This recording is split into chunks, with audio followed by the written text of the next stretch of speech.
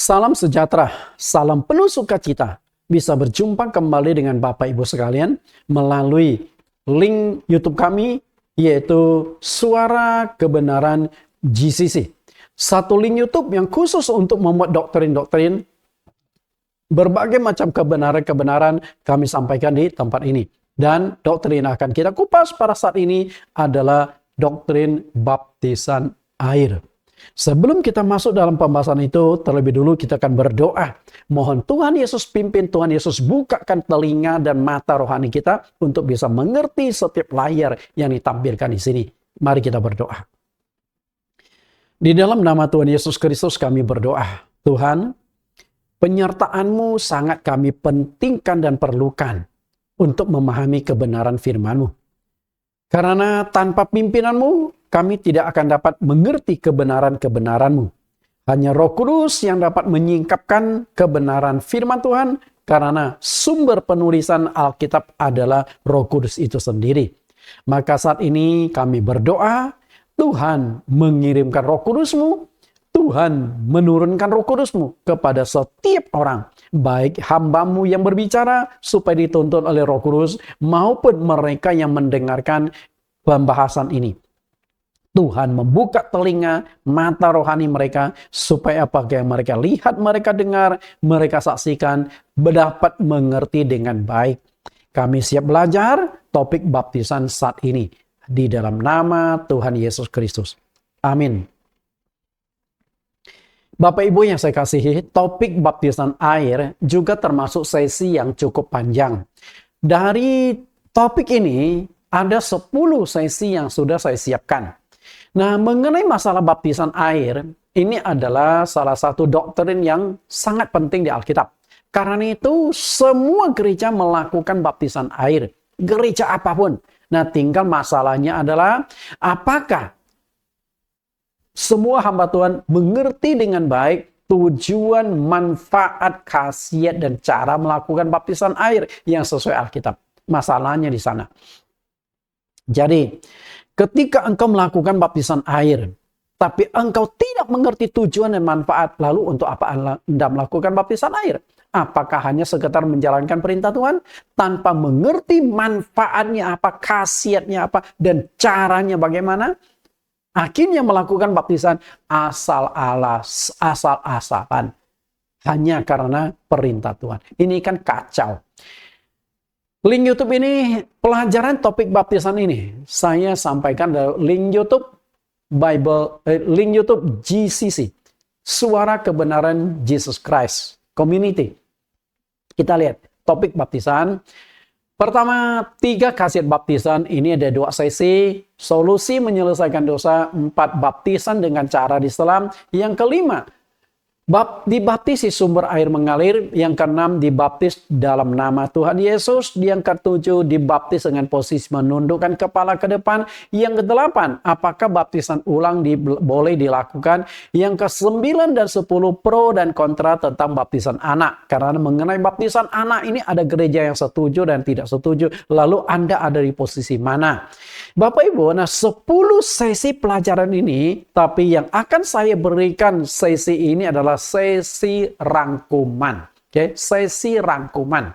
Sehingga dari 10 sesi ini saya padatkan jadi 1 sesi karena mungkin mereka terutama calon jemaat GCC, Jesus Christ Community, Anda mutlak harus ikuti sesi ini baru Anda boleh dibaptis. Supaya Anda jangan dibaptis di sini, dibaptis di sana.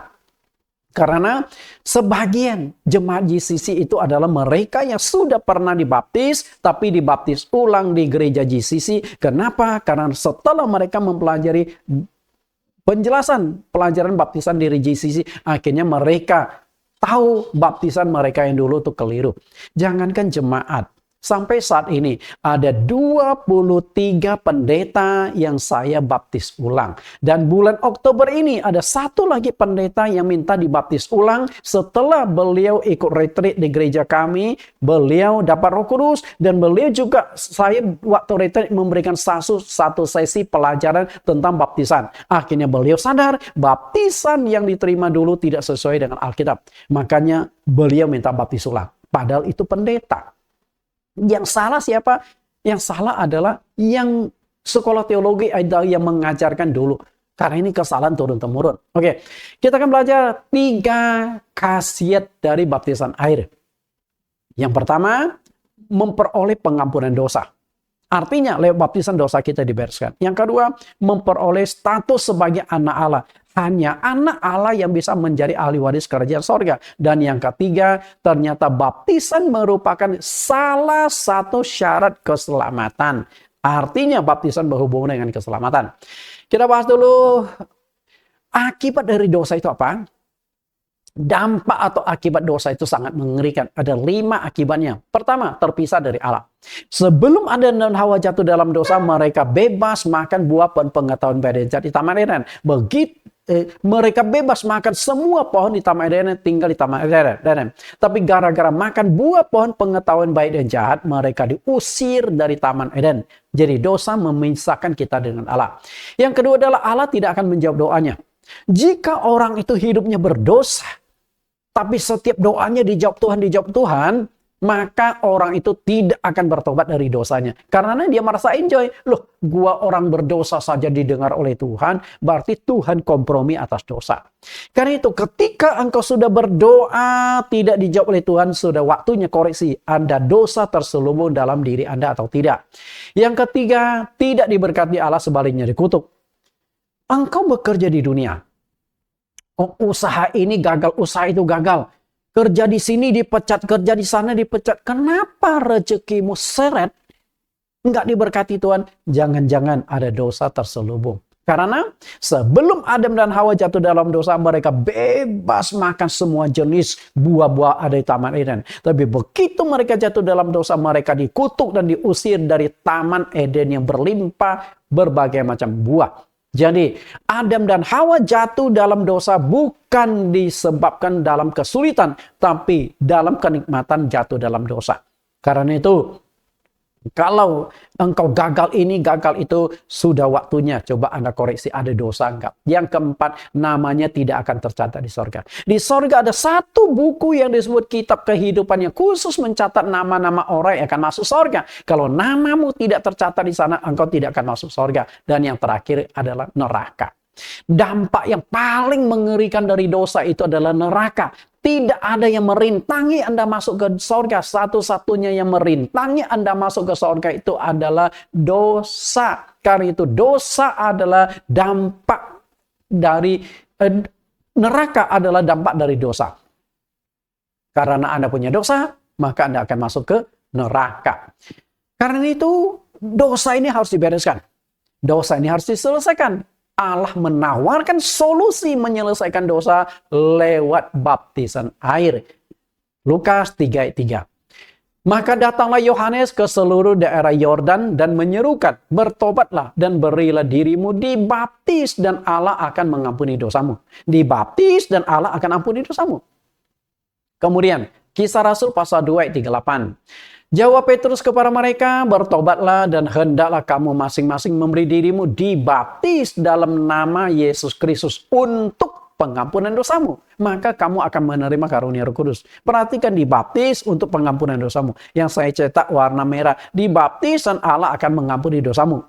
Kita kutip satu ayat lagi. Yaitu waktu Saulus baru bertobat, dia masih ragu-ragu untuk dibaptis. Dan Ananias dorong dia segera memberi diri dibaptis. Kisah Rasul pasal 22 ayat 16. Dan sekarang mengapa engkau masih ragu-ragu? Bangunlah, berilah dirimu dibaptis dan dosa-dosamu disucikan sambil berseru kepada nama Tuhan. Ananias mendorong Paulus segera memberi diri dibaptis. Karena Saulus banyak dosa, banyak menganiaya orang Kristen, memenjarakan, menyiksa, bahkan membunuh orang Kristen. Di dalam 10 hukum Allah, jangan membunuh, tapi Saulus dengan kuasanya mendukung pembunuhan kepada orang Kristen yang dianggap sesat pada waktu itu. Tapi saat itu Saulus masih ragu-ragu. Karena apa? Karena Saulus tahu konsep penyelesaian dosa di dalam Alkitab di Perjanjian Lama adalah dengan korban-korban. Korban bakaran, korban penembus salah, korban penembus dosa, korban ini, korban itu. Paling tidak di Imamat pasal 1 sampai pasal 7 ada 5 macam korban yang semuanya untuk menyelesaikan dosa. Nah, Paulus ini sangat mengerti Perjanjian Lama. Orang produk Perjanjian Lama. gurunya adalah ahli Taurat bernama Gamaliel. Dia tahu solusi menyelesaikan dosa lewat darah hewan. Sedangkan sekarang ditawarkan versi yang baru, baptisan. Maka dia ragu-ragu, benar nggak sih? Tapi setelah itu dia dibaptis juga. Jika baptisan air itu sangat menentukan penghapusan dosa, masalahnya adalah apakah cara baptisan air yang Anda terima di gerejamu sudah sesuai Alkitab atau belum? Ya, sudah sesuai belum? Nah, kalau belum sesuai dengan Alkitab, apakah dosamu sudah diampuni? Pikirkan itu. Yang kedua, betapa pentingnya baptisan air sampai Tuhan Yesus memberikan contoh bahwa melalui baptisan air kita akan mendapatkan status sebagai anak Allah. Jadi khasiat dari baptisan air yang kedua adalah mendapat status sebagai anak Allah. Perhatikan Bapak Ibu, baptisan dan status anak Allah. Kita lihat waktu Yesus dibaptis, oke? Matius pasal yang ketiga 16-17.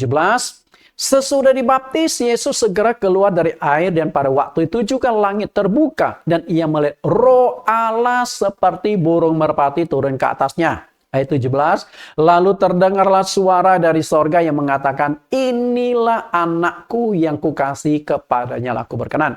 Bapak Ibu perhatikan yang saya cetak warna merah. Sesudah dibaptis, dan langit terbuka.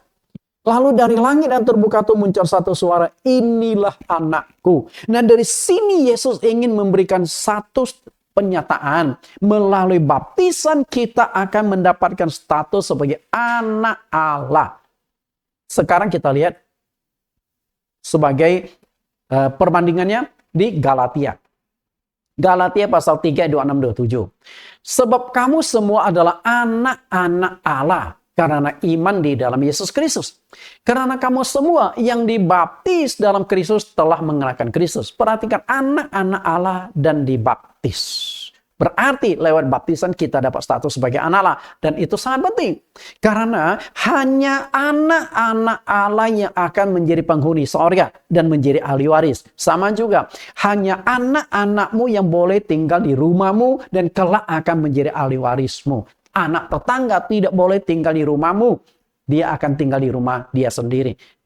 Kecuali kalau Anda mengadopsi anak ke panti asuhan, Anda adopsi anak, bawa pulang. Setelah bawa pulang, maka dia boleh tinggal di rumahmu karena itu Anda sudah adopsi. Tapi apakah setelah dibawa pulang sudah sah menjadi anakmu? Dia tidak akan menjadi ahli warismu. Tidak akan bisa mendapatkan rumahmu, tidak akan bisa mengklaim uang tabungan yang ada di bankmu, di bank yang Anda simpan. Tidak akan bisa kalau belum dilegalkan. Bagaimana dilegalkan? Harus lewat proses pengadilan dan sebagainya. Sampai anak itu sah dokumennya, anak Anda. Maka setelah Anda dipanggil Tuhan, Anda punya warisan 100 miliar, dia bisa ke bank untuk mengambil 100 miliar tersebut. Legalitas. Kalau Anda bukan anak Allah, Anda nggak akan bisa masuk surga. Dan yang paling penting di sini adalah syarat masuk surga, salah satunya adalah baptisan air. Artinya, baptisan air ada hubungan dengan keselamatan. Terserah Anda percaya atau tidak, karena banyak pendeta yang tidak percaya baptisan berhubungan dengan keselamatan. Karena mereka juga tidak percaya baptisan berkuah khasiat mengampuni dosa. Sesudah terangkat ke sorga, Yesus memberikan perintah melakukan penginjilan yang kita kenal dengan istilah amanat agung. Perintah ini langsung dikaitkan dengan baptisan air. Jadi perintah memberitakan Injil langsung dikaitkan dengan baptisan. Karena itu, baptisan air bukan hanya sekedar menjadikan kita sebagai pengikut Yesus saja, atau menjadikan kita orang Kristen. Namun baptisan air merupakan salah satu syarat keselamatan.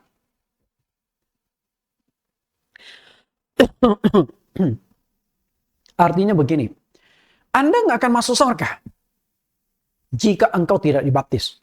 Dan Anda tidak akan masuk surga jika baptisanmu keliru. Karena jika baptisanmu keliru, belum tentu dosamu diampuni. Dan satu-satunya yang merintangi engkau masuk surga adalah dosa. Dan dosa harus dibereskan lewat baptisan. Karena itu baptisan berhubungan dengan keselamatan.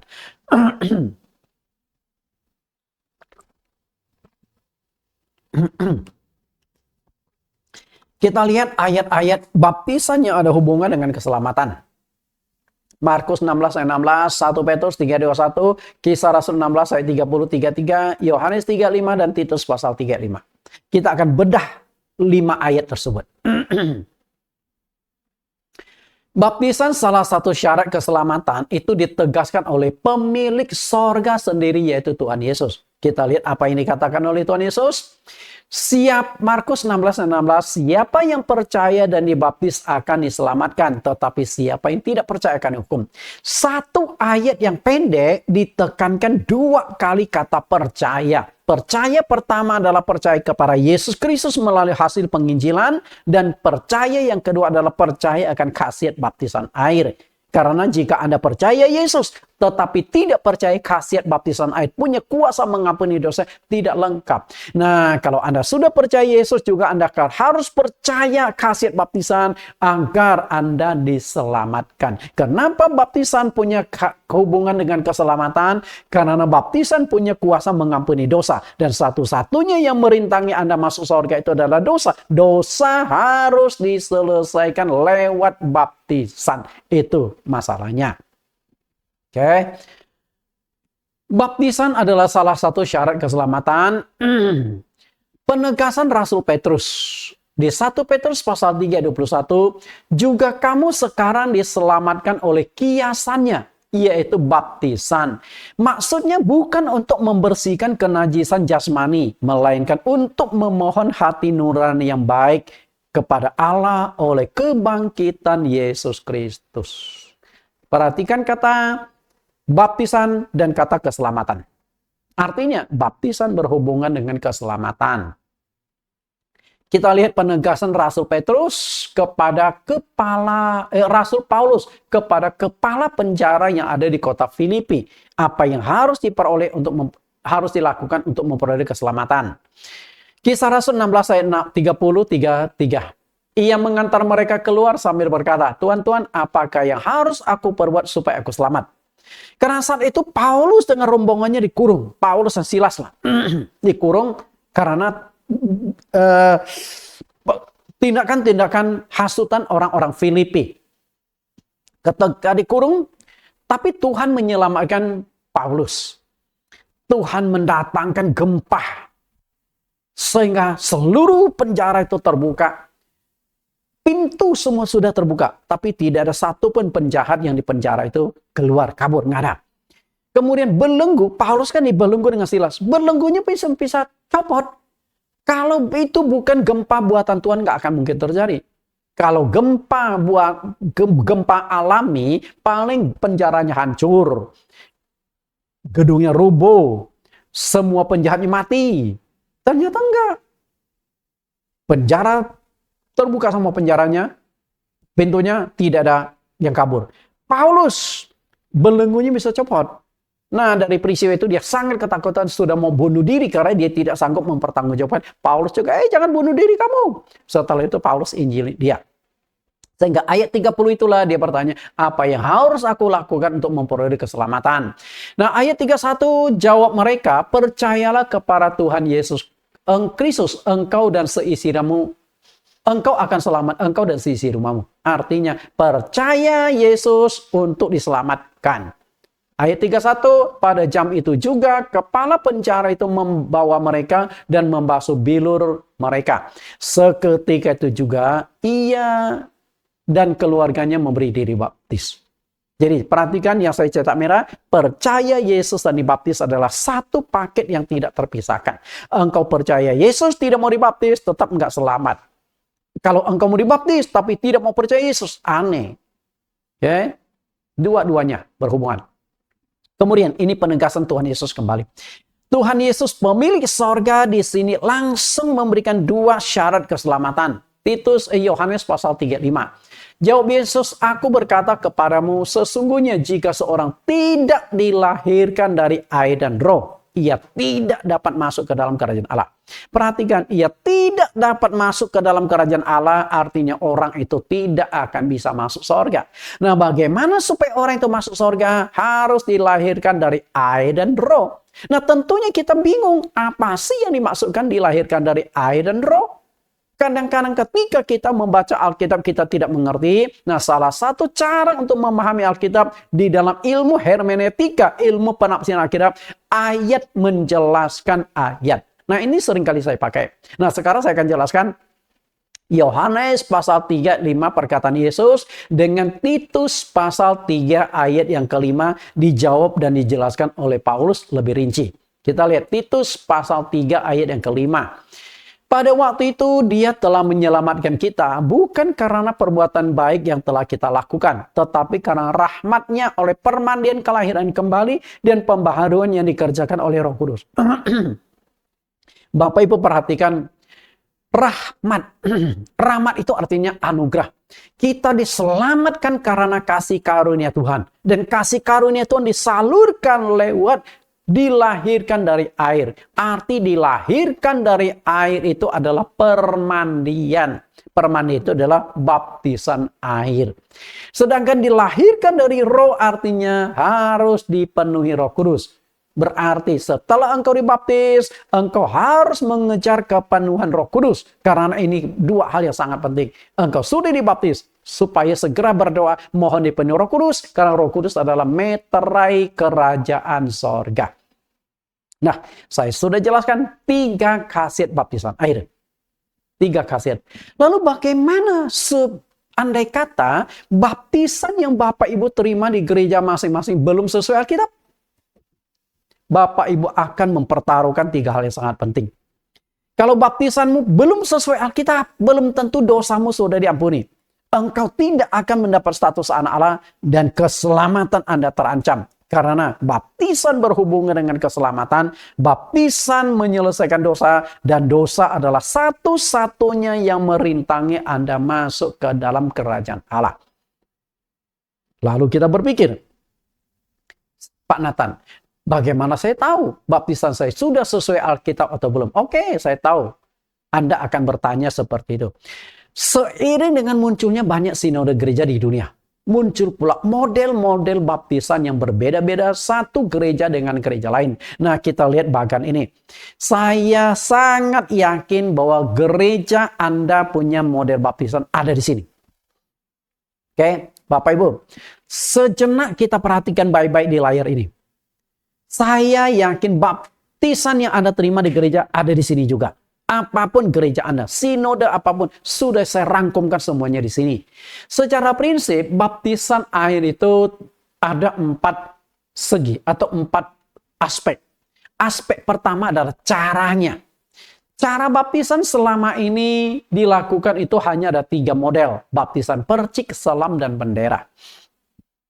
Siapapun Anda yang mendengarkan pelajaran ini, saya yakin Anda termasuk salah satu. Mungkin Anda terima baptisan percik, mungkin selam, mungkin bendera.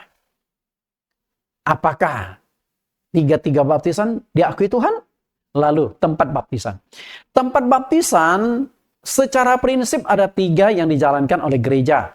Sungai, kolam, dan laut. Lalu kolam ada 3 lagi.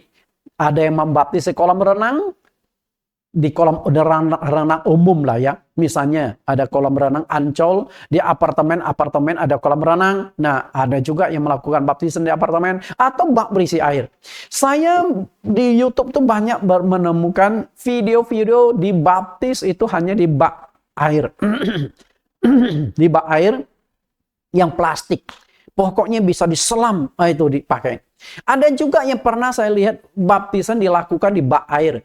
Terutama di daerah kampung ya, mereka kan belum ada shower. Jadi ada bak air penampungan. Nah, itu dicemplungkan di sana.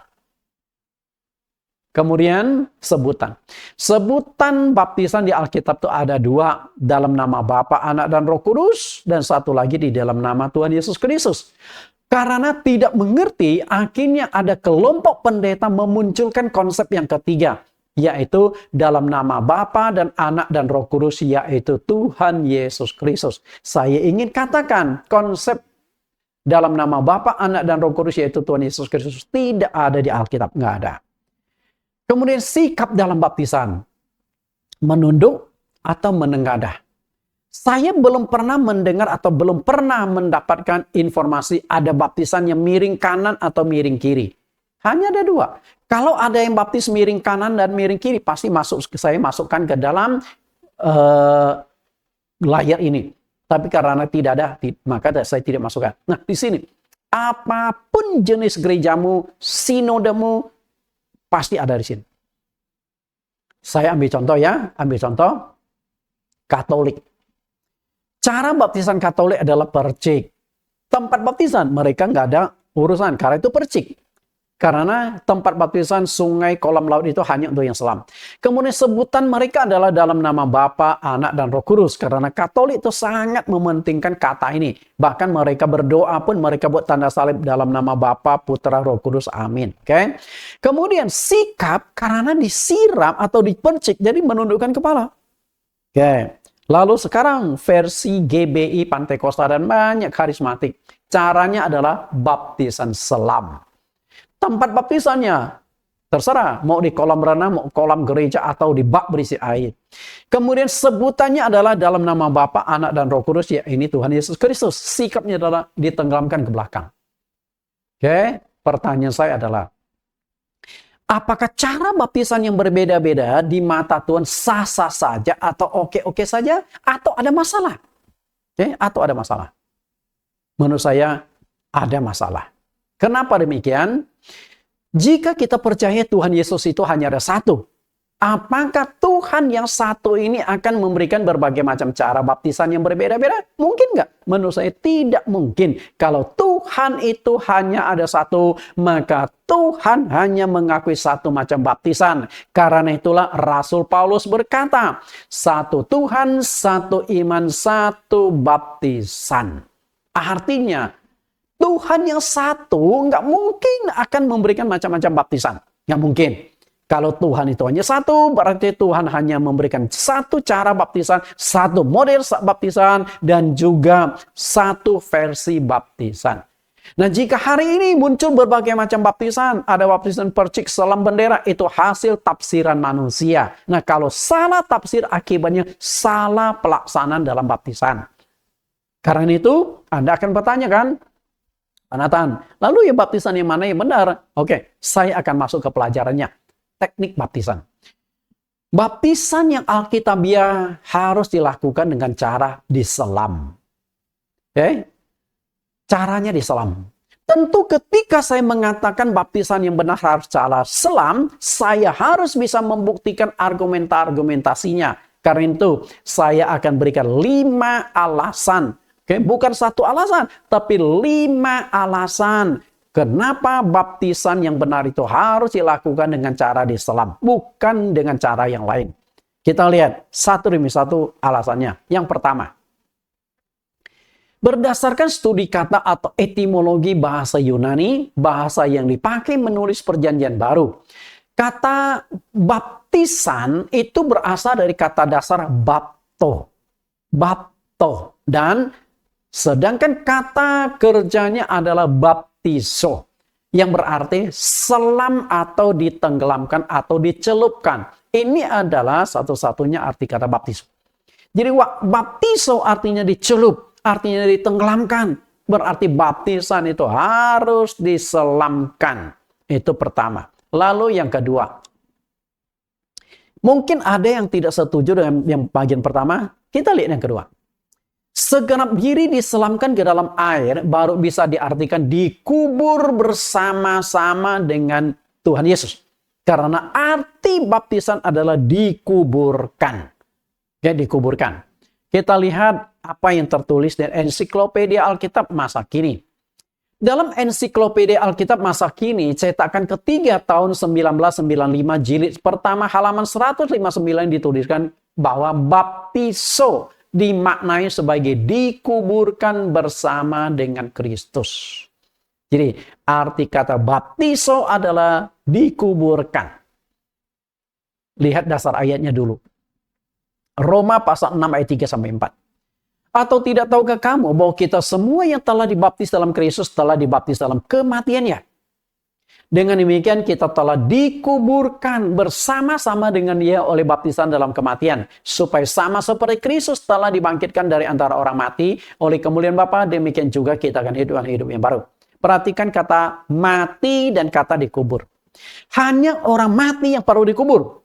Kalau orang hidup dikubur itu main sulap. Oke? Hanya orang mati yang perlu dikubur. Dan ketika dikubur, apakah cukup dengan segenggam tanah ditaruh di atas mayat, ditaruh di atas peti mayat? Kan nggak bisa. Yang namanya dikubur berarti peti mayat itu harus masuk ke dalam tanah. Kita gali lubang 1-2 meter, setelah itu peti mayat diturunkan, lalu di atasnya ditutup dengan tanah lagi. Artinya dikuburkan di dalam. Nah, dalam konteks di sini, orang yang mati itu adalah orang yang mati dalam dosa. Artinya orang yang berdosa harus dibaptis. Sedangkan tanah itu ibarat air baptisan. Berarti ketika kita dibaptis, kita dikubur bersama dengan Kristus, seluruh tubuh itu harus masuk ke dalam air baptisan. Maka waktu baptis, jika ada kepalanya nongol, tidak sah, harus diulangi. Karena kadang-kadang saya membaptis oma-oma atau opa-opa, mereka juga ada ketakutan, takut diselam kelamaan atau apa, sehingga belum saya selam dia sudah naik duluan. Sehingga kadang-kadang saya pernah sampai 3-4 kali. Mau diselam, naik lagi. Kita jelaskan, Pak, relax saja. Kita selamnya hanya paling 1-2 detik kok. Selam masuk, setelah itu bangun lagi. Nah, setelah pelan-pelan dijelaskan, terakhir baru bisa diselamkan. Karena itu, ketika saya membaptis, terutama yang wanita, saya suka pesankan, ibu-ibu yang rambutnya panjang, coba pakai karet waktu baptis, dikaret. Supaya waktu selam jangan rambutnya merdeka sendiri. Harus seluruh tubuh masuk ke dalam air. Kita bandingkan juga Kolose pasal 2 ayat 38, pasal 2 ayat 12. Perhatikan kata dikubur. Nah, ini ada nisan. Nah, di bawah nisan itu ada mayat-mayat, ada peti mayatnya. Karena dengan dia kamu dikuburkan dalam baptisan. Dan di dalam dia kamu turut dibangkitkan juga oleh kepercayaanmu kepada kerja kuasa Allah yang telah membangkitkan dia dari antara orang ramai. Dikuburkan dalam baptisan. Artinya, seluruh tubuh kita harus masuk ke dalam air baptisan, baru bisa dikatakan dikubur. Berarti, baptisan yang benar adalah baptisan selam. Yang ketiga, ketika bangsa Israel melewati Laut Merah, ternyata itu simbol baptisan air. Okay? Simbol baptisan ini. Dan saat melewati Laut Merah itu, air itu membentuk dinding, tembok, membentuk bendungan yang tingginya jauh melampaui kepala mereka. Kita lihat dulu dasar ayat Alkitabnya. 1 Korintus 10 ayat 1-2. Aku mau supaya kamu mengetahui saudara-saudara bahwa nenek moyang kita semua berada di bawah perlindungan awan. Dan bahwa mereka semua telah melintasi laut untuk menjadi pengikut Musa. Mereka semua telah dibaptis dalam awan dan dalam laut. Perhatikan kata telah dibaptis di dalam awan dan di dalam laut. Dibaptis di dalam awan karena ketika mereka berjalan di padang gurun, malam hari muncul tiang api, siang hari muncul tiang awan. Mereka melewati Laut Merah itu siang hari. Maka di atas mereka itu ada tiang awan yang menaungi mereka. Dan tiang awan itu mungkin berbentuk sebuah payung yang gede sekali untuk melindungi mereka dari panas. Lalu ketika mereka melewati Laut Merah, itu simbol baptisan. Dan ketika melewati Laut Merah, air itu membentuk tembok yang tingginya jauh melampaui kepala mereka. Tergantung berapa ketinggian air itu sangat ditentukan berapa kedalaman. Kalau dalamnya Laut Merah yang dibelah oleh Musa itu 10 meter, maka tinggi tembok itu 10 meter. Kalau dalamnya air laut yang dibelah Musa di Laut Teberau itu 50 meter dalamnya, berarti tembok itu 50 meter tingginya. Kalau Anda memandang searah, Anda akan tahu ada 2 juta orang sedang berjalan di tempat kering. Sedangkan kiri kanan itu tembok air melintasi laut ini. Tapi kalau Anda lihat dari sisi kiri kanan, Anda tidak tahu bahwa ada 2 juta orang yang sedang menyeberangi laut. Tidak akan tahu. Berarti di sini bermakna mereka itu ditenggelamkan. Air jauh melampaui kepala mereka. Mereka semua itu tenggelam oleh air. Mereka semua ada di bawah air. Di bawah air berjalan di tengah-tengah. Nah, ini simbol baptisan. Baptisan yang benar, baptisan selam, bukan baptisan yang lain.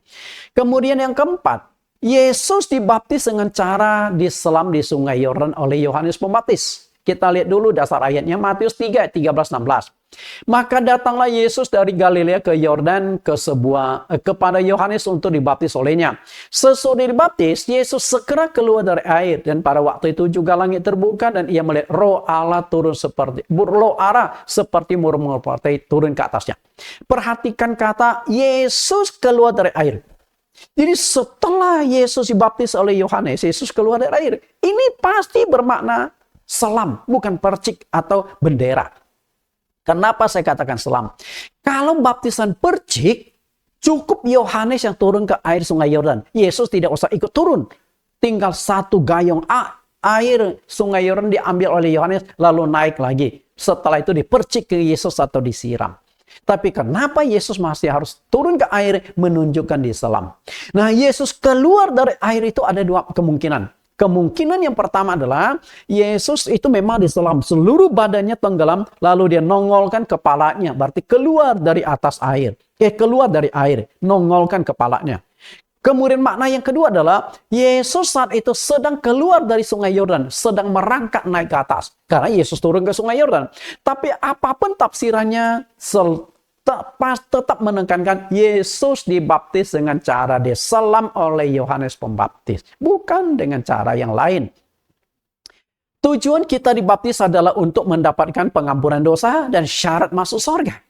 Lalu Yesus dibaptis untuk apa? Apakah supaya dosanya diampuni? Yesus tidak punya dosa. Apakah supaya Yesus masuk surga? Karena baptisan merupakan syarat masuk surga, surga milik dia. Dia berkata, aku pergi ke sana menyediakan tempat bagimu. Tanpa dibaptis pun dia ada di surga.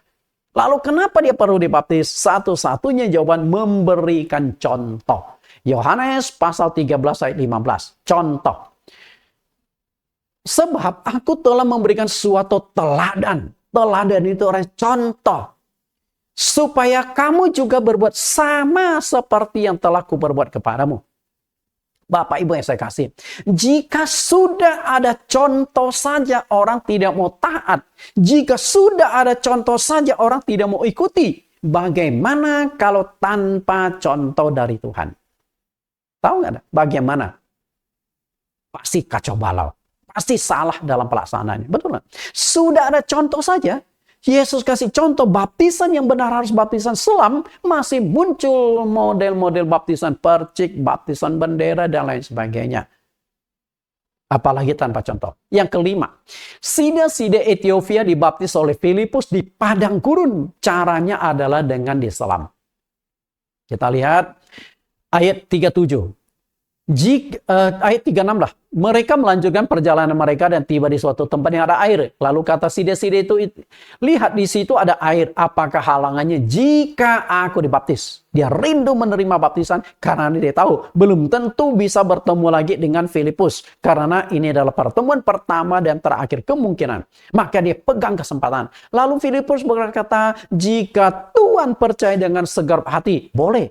Percaya Yesus, percaya kasih baptisan, boleh. Dan dia berkata, siap aku percaya. Akhirnya dibaptis.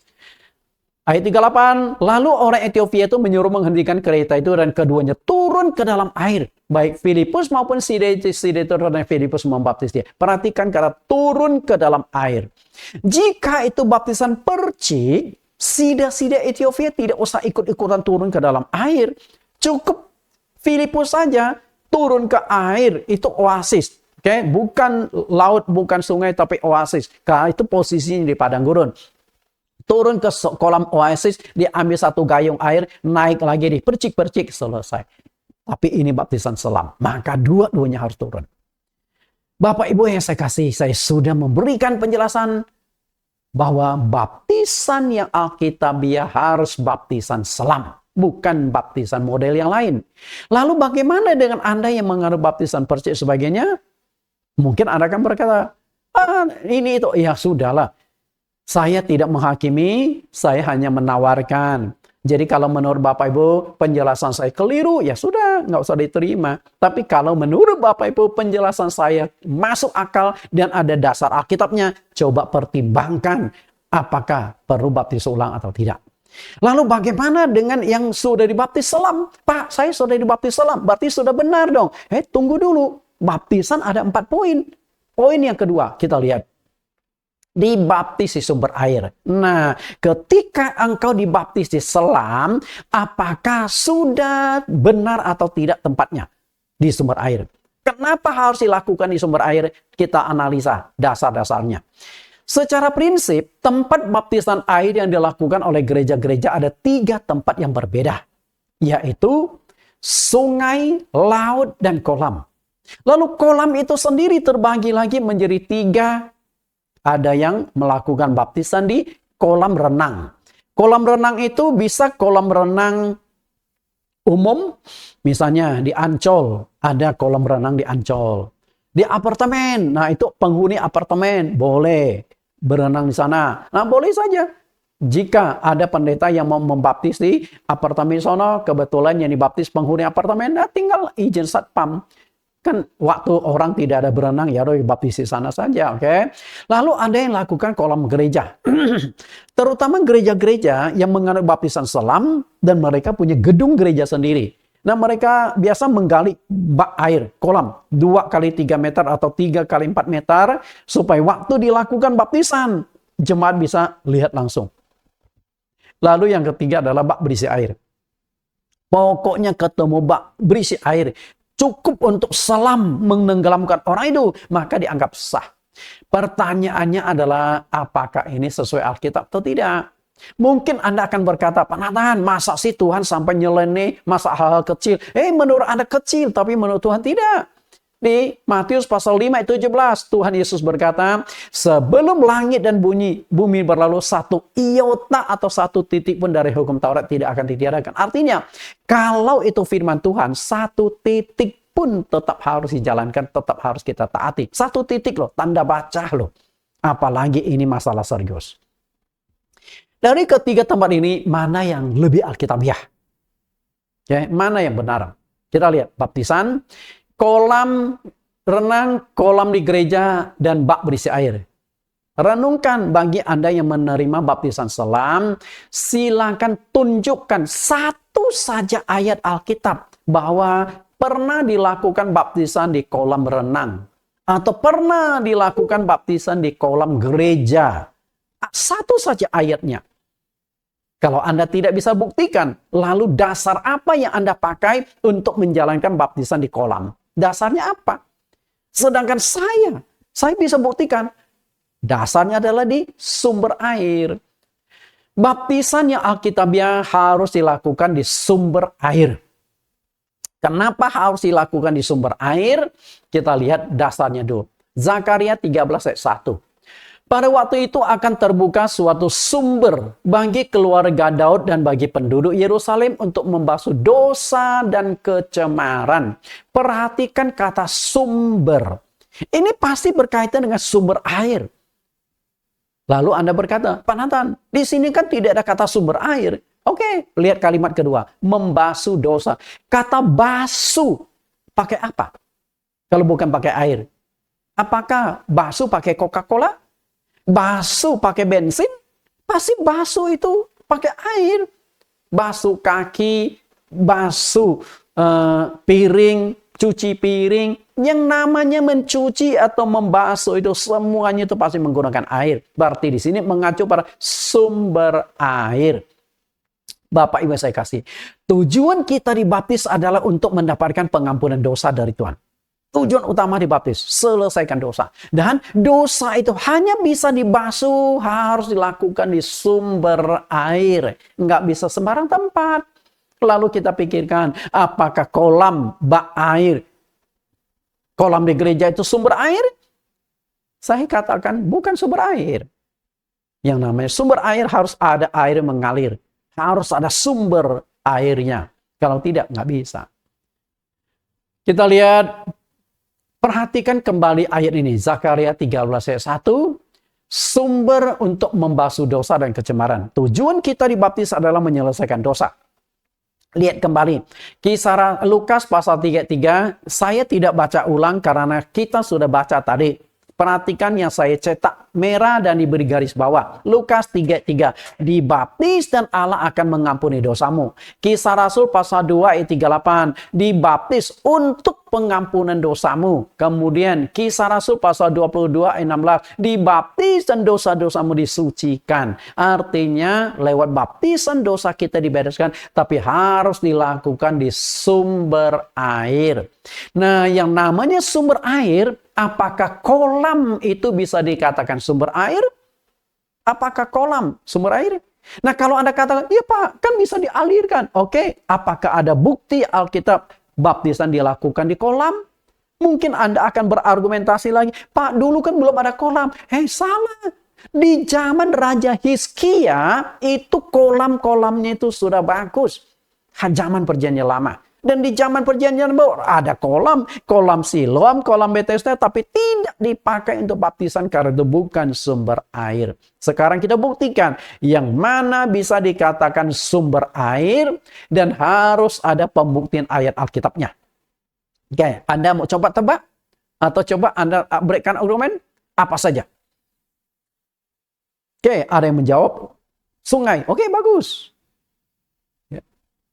Laut. Oke, ada yang menjawab laut. Bagus, oke. Ya, kita lihat dasar ayat Alkitab. Laut. Ada bukti nggak laut dipakai untuk baptisan? Ada, ini dasar ayatnya. Lalu, apakah sungai ada bukti ayatnya? Ada. Lalu apalagi? Oasis. Nah, itu biasa ada di padang gurun. Itu semacam kolam itu alami. Dan di bawah kolam itu ada sumber air yang mengalir sepanjang tahun yang tidak akan pernah kering. Dan itu pernah dipakai baptisan. Sida-sida dibaptis oleh Filipus itu di padang gurun. Pasti di oasis. Oke, kita analisa pembuktiannya. Baptisan dilakukan di sumber. Sorry.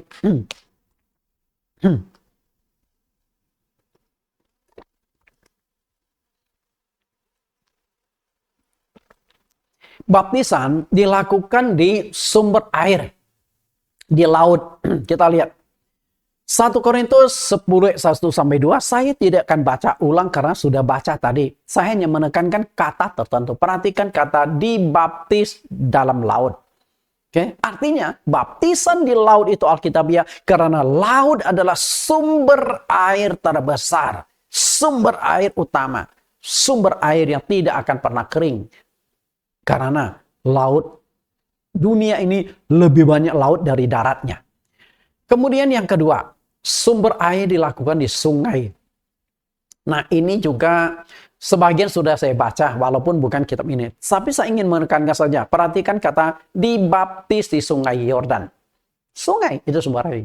Ini penduduk Yerusalem dan kota sekitarnya datang kepada Yohanes Pembaptis dan mereka semua dibaptis di sungai Yordan. Dan bukan hanya itu, Yesus pun datang ke sungai Yordan dibaptis oleh Yohanes. Ini membuktikan Yesus Tuhan kita mengakui baptisan di sungai itu alkitabiah karena sungai adalah sumber air, ada air yang mengalir. Oke? Jelas ya? Lalu ada seorang pendeta. Ketika saya jelaskan kepada beliau, baptisan yang benar harus dilakukan di sungai, di sumber air. Lalu saya buktikan salah satunya adalah di sungai Yordan. Pendeta itu agak kesel karena dia melakukan baptisan itu bukan di sumber air. Dia melakukan baptisan itu di kolam. Oke? Lalu dia berkata, kalau gitu Pak Nathan bawa saja jemaat Yesus semuanya dibaptis di sungai Yordan. Lalu saya tanya, emangnya selain di sungai Yordan, Yohanes tidak membaptis di tempat lain? Dia berkata, enggak ada. Lalu saya munculkan satu ayat ini. Coba perhatikan ayat ini. Yohanes 3:23.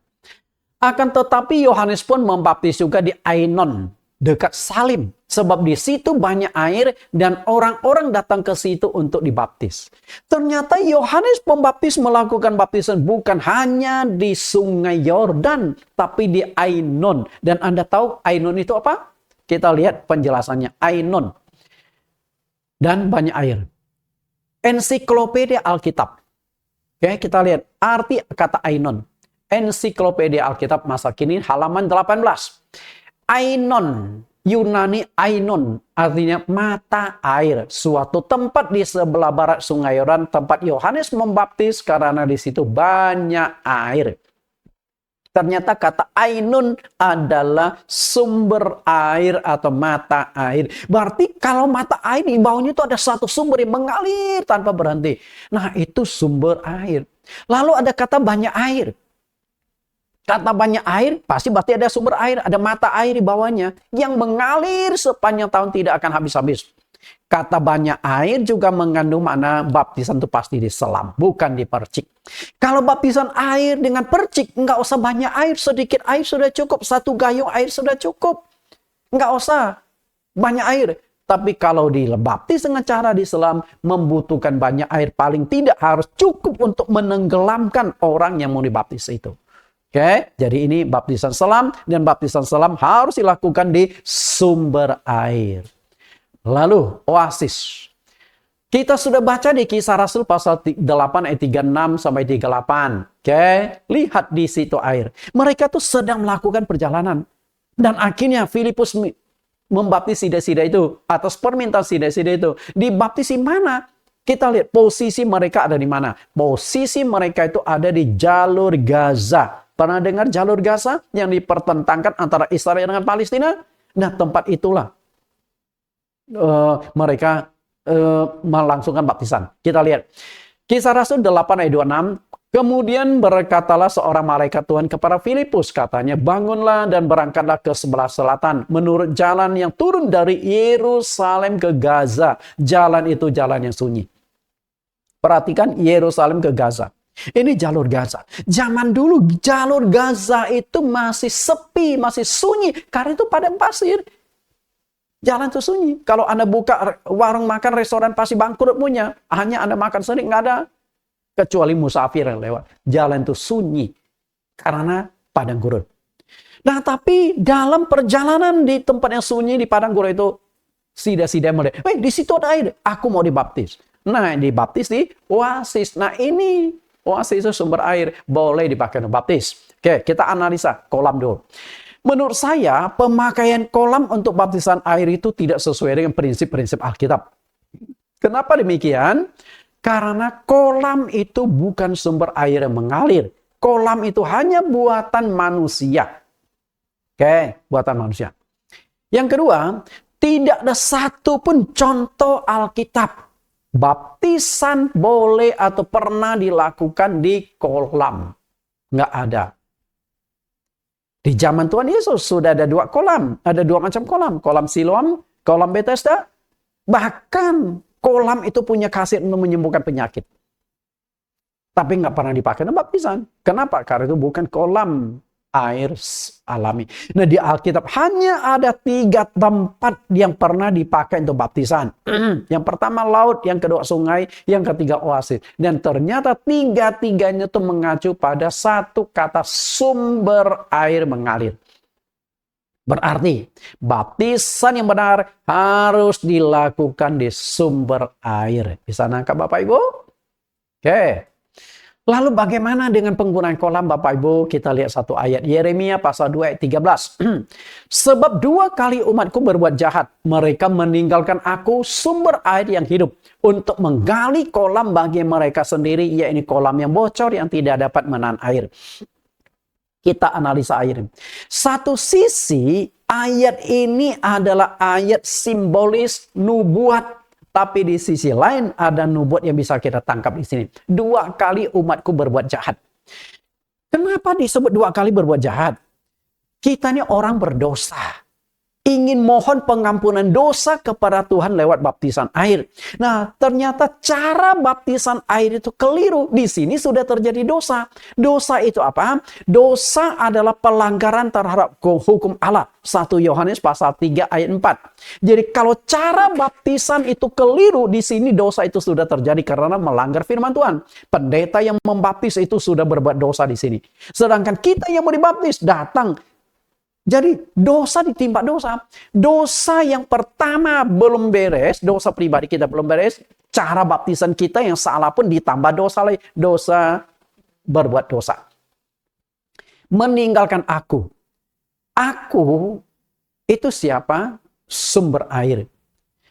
Alkitab bisa dikatakan itu sumber air.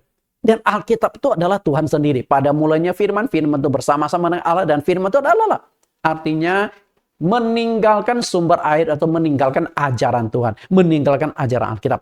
Menggali kolam, artinya menciptakan doktrin, menciptakan ajaran. Jadi masing-masing sinode punya doktrin ajaran sendiri, itu menggali kolam. Sedangkan kolam itu bocor, artinya jika yang Anda pegang itu ajaran manusia, doktrin sinode, sia-sia. Karena kolam itu bocor. Diisi air, hilang, diisi air. Artinya melakukan hal yang sia-sia. Artinya begini. Markus pasal 7 ayat 7-8. Percuma mereka beribadah kepadaku, sedangkan ajaran yang mereka ajarkan ialah perintah manusia. Perintah Allah kamu abaikan untuk berpegang pada adat istiadat manusia. Maksudnya begini, tidak ada gunanya Bapak Ibu dibaptis 1 kali, 5 kali, 10 kali. Jika baptisan Bapak Ibu belum sesuai dengan Alkitab. Kalau baptisan belum sesuai Alkitab, belum tentu dosamu sudah diampuni. Belum tentu engkau sudah dapat status anak Allah. Belum tentu engkau bisa diselamatkan karena baptisan engkau keliru. Maka baptisan harus sesuai Alkitab. Maka saya pernah melakukan baptisan ada 6 kali. Saya ketemu sama seorang bapak-bapak umur 50-an tahun. 6 kali dia sudah dibaptis. Terakhir dia temukan ajaran saya, dia pelajari banyak dialog berbulan-bulan. Sampai akhirnya dia ambil keputusan, Pak, saya mau dibaptis ulang. Tapi saya tanya, apakah ini yang masih berlanjut atau enggak? Jangan sampai Anda minta baptis ini, minta baptis sana, belum mengerti. Lalu dia berkata, saya sudah mengerti Pak, saya mau baptis ini yang terakhir. Jadi saya baptis dia 7 kali, ke-7 kalinya. Dan sampai sekarang masih aktif di gereja. Karena saya juga pernah tantang dia, Pak, kalau Anda temukan ada baptisan yang lebih benar daripada yang diajarkan oleh gereja GCC, silakan Bapak pindah ke sana, ajak saya. Karena saya juga kepingin baptis di sana yang sesuai Alkitab. Karena saya ingin masuk surga. Tapi sampai sekarang dia belum pertemukan dengan saya gereja yang ajarannya lebih benar dari yang saya jelaskan sini. Maaf kata, bukan berarti kami sombong. Kami ingin kembali ke Alkitab. Kami buktikan berdasarkan ayat-ayat Alkitabnya. Oke. Yang ketiga. Pak, saya kan sudah dibaptis selam. Kemudian saya dibaptis waktu tur ke Israel di Sungai Yordan loh Pak. Ini nggak main-main, Sungai Yordan loh. Berarti baptisan saya sudah benar dong Pak. Dengan diselam di Sungai Yordan. Tapi saya berkata, tunggu dulu, masih ada kelanjutannya. Yang ketiga, dibaptis dalam nama Tuhan Yesus. Nah, kira-kira sudah benar belum di sini? Kita coba di yang ketiga. Sebutan yang benar dalam baptisan adalah dibaptis dalam nama Tuhan Yesus. Mungkin Anda akan berkata, bagaimana dengan Matius 28:19, Pak? Bukankah Yesus memberikan perintah membaptis harus di dalam nama Bapa dan Anak dan Roh Kudus? Saya pernah mengajar di satu sinode gereja di daerah Tebet. Itu gereja Taman Firdaus. Ya. Nah kebetulan mereka punya sekolah teologi. Lalu saya diminta oleh rektornya dan juga pemilik sekolah teologinya mengajar di sana 3 bulan. Yang hadir itu dosen-dosen S1, S2, S3. Sekitar 40 orang. Setiap Rabu saya ke Tebet memberikan pengajaran gratis. Nggak usah bayar. Karena saya memang bukan orientitnya untuk mencari uang ketika mengajar mereka. Nah waktu saya kupas sampai di sini tentang baptisan harus dalam nama Tuhan Yesus. Ada pendeta yang komplain, Pak, yang benar adalah ini. Lalu saya munculkan 2 versi ini. Ada dalam nama Bapa dan Roh Kudus dan dalam nama Tuhan Yesus. Mau pilih yang mana? Mereka berkata, oh yang benar harus dalam nama Bapa dan Roh Kudus.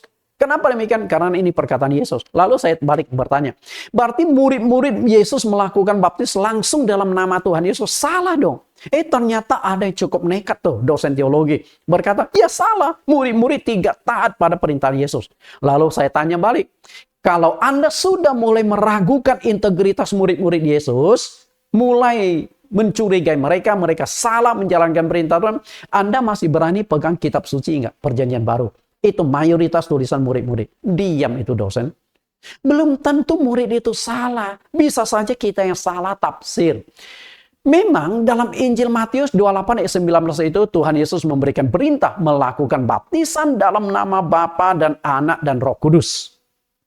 Tapi saya ingin katakan kepada Bapak Ibu, tidak ada satupun contoh pelaksanaan baptisan seperti yang diperintahkan oleh Tuhan Yesus dalam nama Bapa dan Anak dan Roh Kudus. Nggak ada. Semua baptisan dilakukan dalam nama Tuhan Yesus. Di Kisah Rasul tercatat 4 kali dilakukan baptisan secara kolektif. Dan 4 kali tidak ada satupun dalam nama Bapa, Anak, dan Roh Kudus. Semua baptisan dilakukan dalam nama Tuhan Yesus. Oke, dalam nama Tuhan Yesus. Sekarang kita buktikan benar nggak? Lihat, ini tempat baptisan.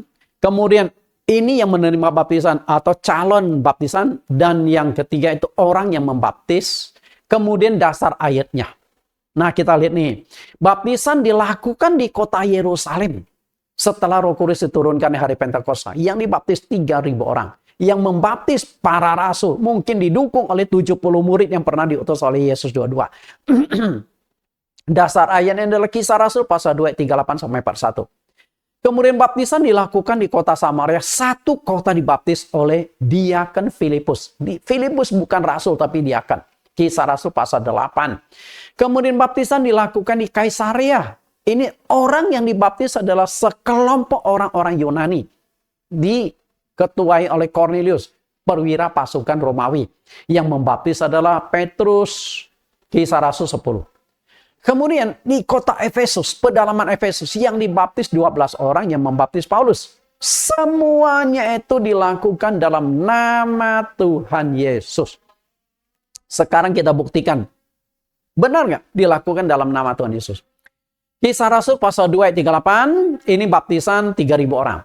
Di Yerusalem. Jawab Petrus kepada mereka, bertobatlah. Dan hendaklah kamu masing-masing memberi dirimu dibaptis dalam nama Yesus Kristus untuk pengampunan dosamu. Maka kamu akan menerima karunia Roh Kudus. Tidak ada Bapa, Anak, Roh Kudus.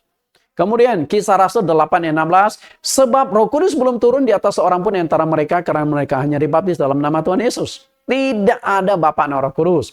Kisah Rasul 10 48. Nah, ini yang bangsa Romawi, sekelompok orang Romawi yang dibaptis. Lalu yang menyuruh mereka dibaptis dalam nama Yesus Kristus. Tidak ada kata Bapa, Anak, Roh Kudus di sini. Nah, Kisah Rasul 19 ayat yang kelima ini baptisan ulang untuk 12 orang. Baptisan mereka yang pertama salah atau sudah kadaluarsa. Karena baptisan yang mereka terima adalah versi Yohanes Pembaptis. Sehingga Paulus suruh mereka dibaptis ulang. Sebutannya bagaimana? Dalam nama Tuhan Yesus. 4 kali baptisan. Tempat baptisannya beda.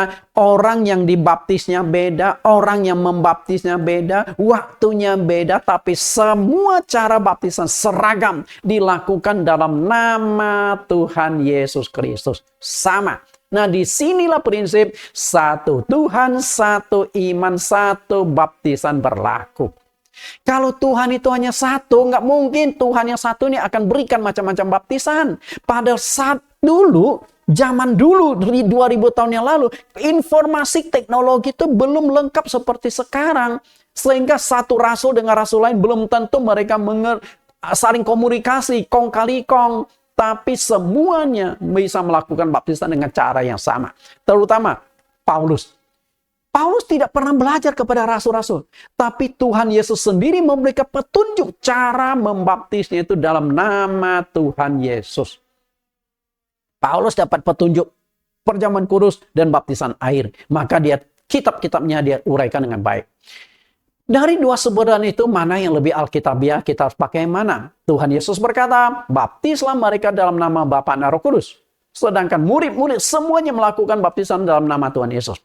Karena bingung, akhirnya banyak pendeta-pendeta merangkum keduanya, muncul versi gabungan, yaitu dalam nama Bapa dan Anak dan Roh Kudus, yaitu Tuhan Yesus Kristus. Dan saya ingin katakan kepada Bapak Ibu, versi baptisan gabungan dalam nama Bapa dan Anak dan Roh Kudus yaitu Tuhan Yesus tidak alkitabiah.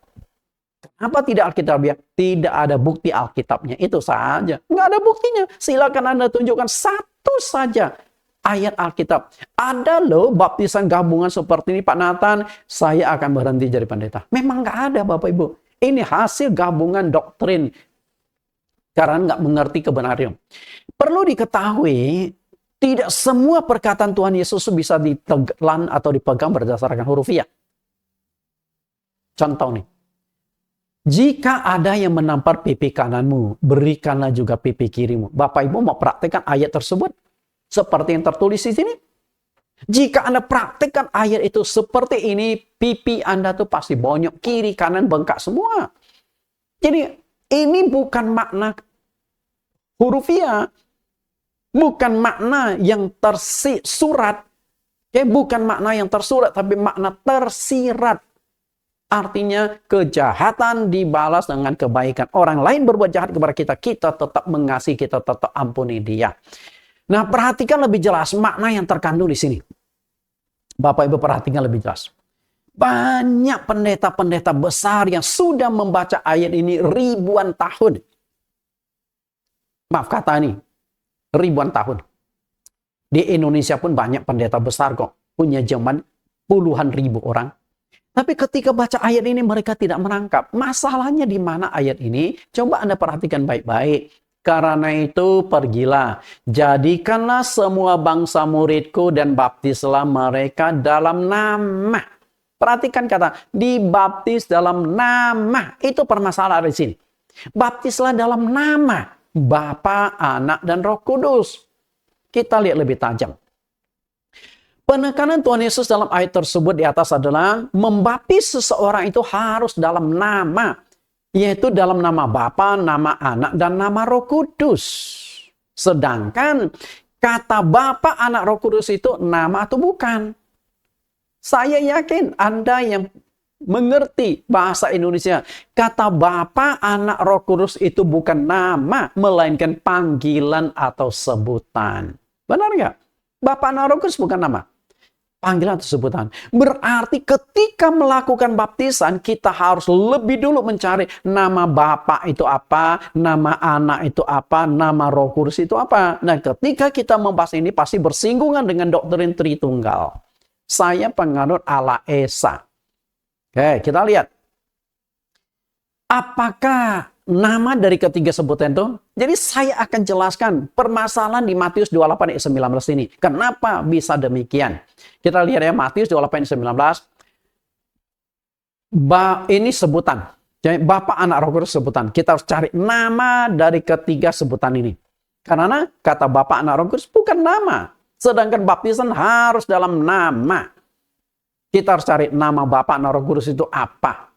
Dan harus ada pembuktian ayat. Kalau tidak ada pembuktian ayat, sama aja bohong. Kita lihat yang pertama, Bapa. Allah itu roh. Allah punya nama enggak? Lalu muncul nih, oh ada Pak. Apa itu Pak? Nah, YHWH. Yahweh atau Yehova. Bapak Ibu, yang mana yang benar ya? YHWH itu Yahweh atau Yehova? Dua ini saja sudah kacau. Apakah itu nama? Menurut saya, YHWH bukan nama. Masih sebutan. Oke, nama Bapa adalah Yesus. Mungkin akan berkata, Pak Nathan, emang ada buktinya? Nih buktinya. Yohanes 17 ayat 11 sampai 12. Yesus berdoa kepada Bapa. Satu pasal Yohanes pasal 17 Yesus berdoa kepada Bapa. Dan kita kutip isi doa Yesus. Kita kutip ya, perhatikan baik-baik. Yohanes pasal 17 ayat 11. Dan aku tidak ada lagi di dalam dunia, tetapi mereka masih ada di dalam dunia. Dan aku datang kepadamu, ya Bapa yang kudus, peliharalah mereka dalam namamu, yaitu namamu yang kau berikan kepadaku. Perhatikan kalimat Yesus. Peliharalah mereka itu murid-murid dalam namamu, yaitu namamu yang engkau berikan kepadaku. Artinya, Bapa di sorga itu punya sebuah nama. Nama Bapa dikasihkan kepada anak. Berarti nama Bapa itu siapa? Yesus. Nangkap nggak? Jadi dua kali ini tekankan. Dalam namamu, itu namamu yang kau berikan kepadaku. Artinya Allah itu punya sebuah nama. Nama Allah itu dikasihkan kepada anak. Berarti Bapa dengan anak namanya itu sama. Oke, namanya itu sama. Karena Yesus berkata, Yohanes 5 ayat 35, Yohanes 5 ayat 43, aku datang dalam nama Bapakku. Okay? Aku datang dalam nama Bapa.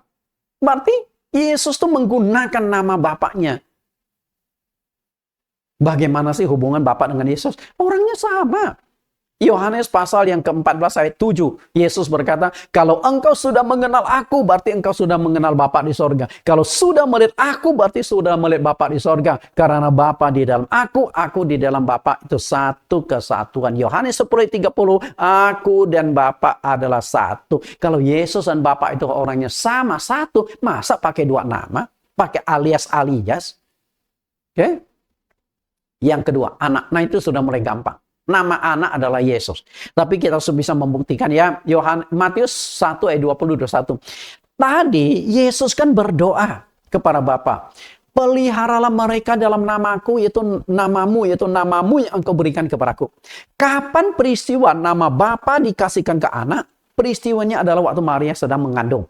Saat itu Yusuf tidak bisa terima Maria. Karena dia merasa saya belum sentuh Maria, belum tidur bersama dengan Maria. Tapi dia sudah mengandung. Walaupun Maria sudah berulang kali menegaskan, aku mengandung dari Roh Kudus, aku mengandung dari Roh Kudus. Roh Kudus turun dan masuk ke dalam rahimku membuat aku mengandung. Yusuf tidak bisa terima. Karena Yusuf terlalu menggunakan logika dari iman dia. Dia mau ceraikan secara diam-diam. Nah di tengah perencanaan menceraikan Maria secara diam-diam, malaikat Tuhan datang lewat mimpi. Yusuf, anak Daud, jangan kau takut mengambil Maria sebagai istrimu, karena anak yang di dalam kandungannya adalah dari Roh Kudus. Ia akan melahirkan seorang anak laki-laki dan engkau akan menamakan dia Yesus. Jadi nama Yesus itu dititipkan oleh Allah lewat malaikat kepada Yusuf. Berarti nama Yesus bukan dicari oleh Yusuf dan Maria. Bukan, tapi titipan dari sorga. Nah, nama anak itu Yesus. Kita lihat 1 Yohanes pasal 3:23. Dan inilah perintahnya supaya kita percaya akan nama Yesus Kristus anaknya.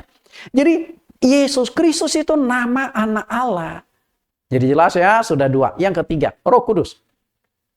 Roh Kudus itu juga bukan nama. Itu sebutan.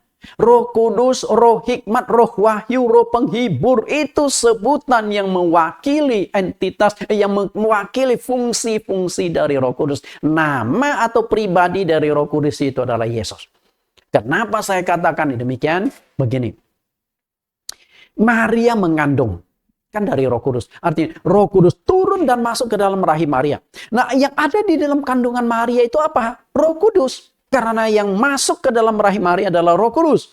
Lalu Roh Kudus dikandung oleh Maria 9 bulan. Lahirlah Roh Kudus itu dalam wujud daging yang disebut Yesus. Berarti Roh Kudus itu adalah rohnya Yesus sendiri. Nangkap nggak di sini? Roh Kudus adalah rohnya Yesus sendiri. Nah untuk lebih jelasnya kita lihat dasar Alkitabnya. Kisah Rasul 16 ayat 6 dan 7. Mereka melintasi tanah Frigia dan tanah Galatia karena Roh Kudus mencegah mereka untuk memberitakan Injil di Asia. Dan setibanya di Misia mereka mencoba masuk ke daerah Bitinia. Tetapi Roh Yesus tidak mengizinkannya. Perhatikan ayat 6 disebut Roh Kudus yang menuntun mereka dalam penginjilan. Tapi di ayat yang ke-7 disebut Roh Yesus. Artinya Roh Kudus itu adalah rohnya Tuhan Yesus sendiri. Roh Kudus itu bukan nama. Nama dari Roh Kudus itu adalah Yesus. Sudah jelas Bapak Ibu? Nah sekarang kita lihat kembali apa yang diungkapkan Tuhan Yesus di Matius 28 ayat 19. Kita lihat lebih jeli. Karena itu pergilah, jadikanlah semua bangsa muridku dan baptislah mereka dalam nama. Perhatikan penekanan Tuhan Yesus. Baptislah mereka dalam nama. Nama siapa? Baptis dalam nama Bapa, nama Anak, dan nama Roh Kudus. Sedangkan Bapa, Anak, Roh Kudus bukan nama. Nah setelah kita telusuri lebih jauh, nama Bapa, Anak, dan Roh Kudus itu adalah Yesus Kristus. Karena itu semua baptisan dilakukan di Alkitab dalam nama Yesus Kristus. Tidak ada satupun baptisan dalam nama Bapa, Anak, dan Roh Kudus. Ataupun penggabungan dibaptis dalam nama Bapa, Anak, dan Roh Kudus yaitu Yesus Kristus. Nggak ada. Yang ada adalah konsep ini. Dalam nama Tuhan Yesus Kristus. Oke. Karena itu pada waktu baptisan dilangsungkan, nama Tuhan Yesuslah yang ditonjolkan. Bukan Bapa, Anak, Roh Kudus. Kisah Rasul 22:16. Dan sekarang mengapa engkau masih ragu-ragu? Bangunlah, berilah dirimu dibaptis dan dosa-dosamu disucikan sambil berseru kepada nama Tuhan. Dibaptis dalam nama Tuhan Yesus. Dalam nama Tuhan. Nah, kenapa baptisan itu harus di dalam nama Tuhan? Karena kita mengandalkan kuasa dari nama itu yang bisa mengampuni dosa. Kisah Rasul 10:48. Namamu ampuni dosamu oleh karena namanya. Artinya nama ini yang bisa mengampuni dosa. Kenapa waktu Bapak Ibu doa usir setan, sembuhkan penyakit, tidak dalam nama Bapa, Anak, Roh Kudus, setan keluar? Kenapa Anda tidak pakai itu? Kenapa Anda memakai dalam nama Yesus, setan keluar? Karena yang punya kekuatan itu adalah nama. Ketika iblis mendengar nama Yesus, Lukas pasal yang ke-10 ayat 17, setan-setan keluar, setan takut akan kuasa nama Yesus. Karena nama Yesus punya kuasa di atas segala nama, punya otoritas. Kita dibaptis harus bersandarkan nama Tuhan. Nama Tuhan itu apa? Yesus Kristus. Jelas? Oke, terakhir. Pak, saya sudah dibaptis nih. Cara diselam di sungai Yordan dilakukan dalam nama Tuhan Yesus berarti sudah benar dong. Tunggu dulu. Satu lagi. Ini yang terakhir. Waktu diselamkan, yang benar itu menundukkan kepala. Bukan ke belakang. Oke, kita analisa nih. Sikap posisi yang benar dalam baptisan itu menengadah atau menunduk. Mana yang lebih alkitabiah? Menengadah atau menunduk? Sedangkan kita kembali ke dasar Alkitab yang dikatakan oleh Paulus di dalam Efesus pasal 4 yang kelima, satu Tuhan, satu iman, satu baptisan. Berarti hanya dua kemungkinan, menunduk yang benar atau menengadah yang benar. Salah satunya. Kita analisa, menurut saya adalah menunduk. Sebagian besar gereja-gereja yang menganut baptisan selam, sikapnya adalah diselamkan dengan menengadah atau terlentang ke belakang. Nah, contoh seperti ini. Ditenggelamkan ke belakang. Apakah benar? Menurut saya kurang tepat. Yang benar adalah diselamkan ke depan. Tentu saya juga harus bisa membuktikan argumentasi atau dasarnya bahwa yang benar adalah diselamkan ke depan, bukan ke belakang. Saya akan berikan 5 alasan baptisan yang benar harus diselamkan ke depan, bukan ke belakang. 5 alasan Bapak Ibu, bukan 1 alasan. Kita lihat yang pertama. Harus sama seperti kematian Tuhan. Roma pasal 6 ayat 3-5. Atau tidak tahukah kamu bahwa kita semua yang telah dibaptis dalam Kristus telah dibaptis dalam kematiannya? Sebab jika kita telah menjadi satu dengan apa yang sama dengan kematiannya, kita juga akan menjadi satu dengan apa yang sama dengan kebangkitannya. Perhatikan kata dibaptis dalam kematian. Berarti patokan kita, acuan kita adalah waktu Yesus mati di atas kayu salib. Acuan, dibaptis dalam kematian. Artinya harus sama persis. Harus sama serupa dengan kematian Tuhan di atas kayu salib. Nah, ketika Yesus mati di atas kayu salib, sikapnya itu apa? Menunduk atau menengadah. Itu yang mestinya menjadi acuan kita. Waktu Yesus mati di atas kayu salib, dia menundukkan kepala atau menengadah. Coba Bapak Ibu jawab. Yang mendengar. Yesus mati di salib itu menundukkan kepala atau menengadah. Mungkin Anda pasti barang, nunduk loh Pak, nunduk. Pertanyaan kedua. Waktu Yesus tundukkan kepala, dia masih hidup atau sudah mati? Sudah hidup atau mati? Ya sudah mati dong Pak. Anda salah. Yesus tundukkan kepala, dia masih hidup. Kita buktikan dasar ayatnya. Yohanes 19:30, sesudah Yesus meminum anggur asam itu berkatalah, ya sudah selesai. Lalu ia menundukkan kepalanya dan menyerahkan nyawanya. Tunduk dulu baru mati. Kalau Anda tidak hati-hati membaca ayat ini berarti sama, tunduk langsung mati. Enggak mungkin. Saya berani tafsirkan minimum Yesus tundukkan kepala 15 menit. Setelah itu pelan-pelan mati. Kenapa saya bisa tafsirkan demikian? Perhatikan 2 kata ini di ayat ini. Kata yang pertama. Yesus minum anggur asam. Anda pernah minum cuka apel? Bisa telan? Susah. Anggur asam itu campuran madu dengan empedu. Itu asam. Dan ada cairan-cairan lagi. Asam. Artinya susah ditelan itu. Tapi Yesus masih bisa telan. Artinya pencernaan Yesus masih lumayan baik. Karena Yesus digantung 6 jam dari jam 9 pagi sampai jam 3 sore. Darah itu berkucuran terus. Karena Yesus baru disalibkan bukan di sini tapi di sini. Di sinilah sumber darah. Darah mengalir dan terus mengalir. 6 jam sampai tubuh Yesus cairannya sudah kering. Yesus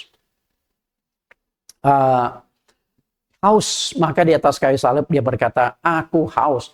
Dan di waktu dia haus dia kasih cuka asam. Dan dia minum. Artinya pencernaan masih lumayan bagus. Lalu yang kedua. Yesus berkata, sudah selesai. Ketika Yesus berkata, sudah selesai. Saya yakin tidak ada satupun murid yang di sebelah bawah kaki Yesus. Nggak ada. Termasuk yang menulis kitab ini Yohanes. Rasul Yohanes. Pasti jaraknya beberapa meter. Tapi ketika Yesus berkata sudah selesai, dia masih bisa dengar perkataan Yesus dengan sangat jelas dan tegas. Berarti belum waktunya mati. Maka Yesus tundukkan kepala cukup lama. Setelah itu menghembuskan nafas yang terakhir pelan-pelan. Ketika menundukkan kepala, Yesus masih hidup. Ada unsur kesengajaan menundukkan kepala. Agaknya momen inilah yang digunakan Paulus diaplikasikan dalam baptisan air. Artinya dibaptis dalam kematian Yesus harus sama seperti kematian Tuhan. Nah kalau sama seperti kematian adalah tundukkan kepala. Maka baptisan yang benar harus tundukkan kepala. Lalu yang kedua. Berdasarkan etimologi bahasa Yunani, bahasa yang dipakai menulis perjanjian baru, baptiso berarti pencelupan dalam air atau penyelaman dalam air. Kata baptiso, Kamus Alkitab, karangan Browning. Dalam Kamus Alkitab, Browning BPK Gunung Mulia 2011 halaman 47 ditulis. Kata Yunani untuk ritus baptisan yaitu baptisomai yang berarti memandikan atau membasuh. Namun dalam LXX atau Septuaginta ditemukan arti klasik menenggelamkan atau menyelam. Kita lihat kata baptisan. Baptisan berarti penyelaman dalam air. Bagaimana sikap yang benar dari orang menyelam? Apakah ke depan atau ke belakang? Oke? Anda bisa jawab dong. Kata menyelam ke depan atau ke belakang? Mestinya yang namanya menyelam, baptiso artinya menyelam. Sikap yang benar dari menyelam adalah begini. Ke depan, bukan ke belakang. Karena itulah baptisan yang kami lakukan di gereja GCC Jesus Christ Community adalah dengan cara diselamkan ke depan, bukan diselamkan ke belakang. Karena arti kata baptiso sendiri sudah mengandung makna ke depan, bukan ke belakang. Baptiso artinya selam ke depan. Yang ketiga, sikap baik dari orang berdosa yang mohon pengampunan Tuhan adalah tundukkan kepala dengan perasaan malu. Kalau saya bersalah kepada Anda, saya nggak mungkin berani menantang, maafkan gua dong. Nggak boleh. Saya tundukkan kepala, tidak berani melihat wajah Anda dengan suara pelan. Saya minta maaf, Pak, sorry, saya minta maaf kemarin begini. Anda melihat sikap saya pun Anda tahu, saya tidak sengaja. Anda maafkan saya. Nah, kita ini mohon pengampunan dosa kepada Tuhan. Sikap yang benar dari orang yang berdosa adalah merasa malu dan menundukkan kepala dengan rendah hati mohon pengampunan Tuhan. Itu sikap yang benar dari orang mohon pengampunan dosa. Esra 9:6, kadang kataku, ya Allahku, aku malu dan mendapat celah, sehingga tidak berani menengadakan mukaku kepadamu, ya Allahku, karena dosa kami telah menumpuk mengatasi kepala kami, dan kesalahan kami telah membumbung ke langit. Dari Esra berkata, sikap orang berdosa tidak berani menengadah, tidak berani melihat ke atas, dia tundukkan kepala dengan perasaan malu. Itu sikap yang benar. Kan itu, Allah akan menyelamatkan orang yang menundukkan kepala, yang tahu diri.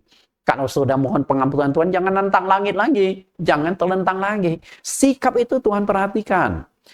Lalu, tafsiran. Jika baptisan dilakukan dengan posisi telentang atau diselamkan ke belakang, yang biasa turun ke dalam air baptisan 3 orang.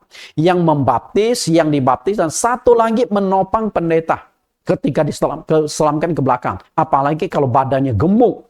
Itu dia nggak bisa sendiri. Dari pendeta harus dibantu orang ketiga. Tapi faktanya yang turun ke dalam air baptisan hanya 2 orang. Sida Etiopia dan Filipus. Sida dan Etiopia, keduanya turun ke dalam air. Kemungkinan terbesar adalah dibaptis dengan cara diselamkan ke depan. Tidak ada masalah. Oke, ini yang terakhir, tafsiran. Contoh sikap Tuhan Yesus. Tuhan Yesus banyak memberikan contoh-contoh atau teladan. Dan salah satu contoh yang Tuhan Yesus berikan itu adalah mengenai baptisan air. Kenapa Yesus dibaptis? Memberikan contoh. Lalu contoh apa yang Yesus berikan lewat baptisan? Ada 3 hal. Coba kita lihat 3 hal ini. Tuhan Yesus bukan hanya memberikan perintah melakukan baptisan di Matius 28:19, namun dia juga memberikan contoh pelaksanaan baptisan oleh Yohanes di Sungai Yordan. Awalnya Yohanes Pembaptis tidak berani membaptis Yesus karena Yohanes tahu persis bahwa posisinya lebih kecil dan dia membuka jalan bagi Yesus. Tapi karena Yesus meminta, akhirnya mereka lakukan baptisan ini. Kita lihat baptisan pengajaran Tuhan Yesus. Pertama adalah baptisan harus dilakukan dengan cara diselam. Itu pengajaran Yesus. Yang kedua, baptisan harus dilakukan di sumber air. Maka Yesus datang ke Sungai Yordan. Dan yang ketiga, seharusnya Yesus dibaptis dengan cara diselamkan ke depan, bukan ke belakang. Jadi yang benar adalah baptis selam di sumber air dan ke depan. Kenapa saya tafsirkan ke depan? Kita lihat. Yohanes membaptis Yesus di Sungai Yordan. Kita baca dulu Matius 3:13-14. Akulah yang perlu dibaptis olehmu dan engkau datang kepadaku. Jadi waktu Yesus datang kepada Yohanes untuk dibaptis, Yohanes itu awalnya nggak berani. Dia nggak berani. Dia berkata, akulah yang perlu dibaptis olehmu. Karena Yohanes tahu Yesus posisi lebih besar. Yohanes yang membuka jalan bagi Yesus, yang memperkenalkan baptisan yang nantinya akan dilakukan oleh Tuhan Yesus. Salah satu ajaran utama Yesus adalah baptisan air. Oke? Lalu, perhatikan bagaimana sikap Yohanes kepada Yesus. Markus 1:6 dan 7. Yohanes memakai jubah bulu onta dan ikat pinggang kulit. Dan makanannya adalah belalang dan madu hutan. Inilah yang diberitakannya, sesudah aku akan datang dia yang lebih berkuasa daripadaku. Perhatikan kata lebih berkuasa daripadaku. Membungkuk dan membuka tali kasurnya pun aku tidak layak. Jadi Yohanes itu sangat segan kepada Yesus. Membungkuk di hadapan Yesus saja dia nggak berani, nggak layak. Apalagi membuka tali sepatunya kaki Yesus. Dia merasa tidak layak. Dia merasa dirinya sangat kecil di hadapan Tuhan Yesus. Nah, kalau Yesus dibaptis dengan cara diselamkan ke belakang, artinya apa? Yohanes harus pegang belakang badan Yesus, lalu pegang kepala Yesus, atau pegang tangan Yesus, dicemplungkan ke belakang, setelah itu diangkat lagi. Mungkin nggak Yohanes lakukan itu? Nggak mungkin. Kalau berdasarkan Markus 1 ayat yang ke-7. Buka tali sepatu Yesus yang aja dia nggak layak. Bungkuk di hadapan Yesus saja tidak layak. Apalagi badan Yesus dicemplung-cemplung. Nggak berani dia. Karena itu kemungkinan terbesar adalah Yesus dibaptis dengan cara diselamkan ke depan. Kenapa demikian? Karena telapak kaki manusia itu menjorok ke depan, bukan ke belakang. Kalau ke depan kita bisa lentur. Kalau ada orang yang lentur, hidungnya bisa mencium lutut. Tapi kalau ke belakang sangat terbatas. Kalau Yesus diselamkan ke belakang, itu pasti badannya harus ditopang oleh Yohanes. Tapi kalau ke depan, tidak perlu. Yohanes mungkin hanya pegang pundak Yesus sebagai tanda dia yang membaptis. Setelah itu Yesus dengan sendiri menyelamkan diri ke depan. Setelah itu dia bangun. Kan itu. Saya bisa katakan, Yesus 99% Yesus dibaptis ke depan, bukan ke belakang. Sekarang kita ambil kesimpulan dari pelajaran hari ini. Baptisan ini, dari sini kita belajarkan cara baptisan. Nah, kita mulai ringkas. Baptisan yang benar itu harus dengan cara diselam. Tempat baptisan yang benar harus dilakukan di sumber air. Yang namanya sumber air itu sungai, laut, oasis. Sebutan dalam baptisan dalam nama Tuhan Yesus. Sikap dalam baptisan adalah menundukkan kepala. Ini baptisan yang menurut saya benar. Ini yang dipraktekkan oleh gereja awal. Karena gereja GCC mau kembali ke gereja awal, gereja yang dilakukan oleh rasul-rasul. Oke. Khasiat baptisan air itu ada 3. Bagaimana jika baptisan Anda keliru? Anda mempertaruhkan 3 hal yang sangat penting ini. 3 hal yang sangat penting hilang. Karena itu Anda boleh aktif, tapi jangan aktif di luar kebenaran. Satu kali Rasul Paulus bertemu dengan sekelompok orang yang aktif untuk Allah. Paulus memuji mereka. Bagaimana Paulus memuji? Ayat 2. Sebab aku dapat memberi kesaksian tentang mereka bahwa mereka sungguh-sungguh giat untuk Allah. Berarti berani korban waktu, tenaga, uang untuk Allah. Tapi salah. Karena salah, maka keselamatan mereka terancam. Maka di ayat 1, Paulus berdoa kepada Tuhan, Tuhan, selamatkanlah sekelompok orang ini. Mereka sangat aktif untuk Engkau. Nah, mereka selamat atau tidak bukan tergantung doa Paulus, tapi tergantung kebenaran yang mereka anut. Kenapa demikian? Lihat ayat 3. Sebab oleh karena mereka berusaha karena mereka tidak mengenal kebenaran Allah, dan oleh karena mereka berusaha untuk mendirikan kebenaran mereka sendiri, maka mereka tidak takluk kepada kebenaran Allah. Karena tidak mengerti Alkitab, lalu mendirikan kebenaran sendiri. Berapa banyak doktrin-doktrin yang didirikan oleh masing-masing sinode? Berapa banyak doktrin-doktrin baptisan yang dijalankan, dibuat oleh gereja masing-masing? Itu kebenaran manusia, bukan kebenaran Allah. Nah, baptisan yang sudah saya sajikan di sini, inilah baptisan yang dilakukan oleh gereja awal. Kita lihat Matius 15:14. Biarkanlah mereka orang buta yang menuntun orang buta. Jika orang buta menuntun orang buta, pasti keduanya jatuh dalam lubang. Ini ada sekelompok orang buta nih. Dari mana kita tahu? Perhatikan, yang pakai tongkat itu hanya satu, yang di depan. Nah, yang di belakang itu pegangan pundak, artinya patokan yang di belakang itu semua ada di depan, yang di depan. Dan mereka buta. Perhatikan, semuanya pakai kacamata hitam. Itu simbolis. Nah, di depan mereka itu ada satu lubang. Ketika orang pertama yang pakai tongkat itu masuk ke dalam lubang, yang kedua ikut nggak? Ikut masuk ke dalam lubang.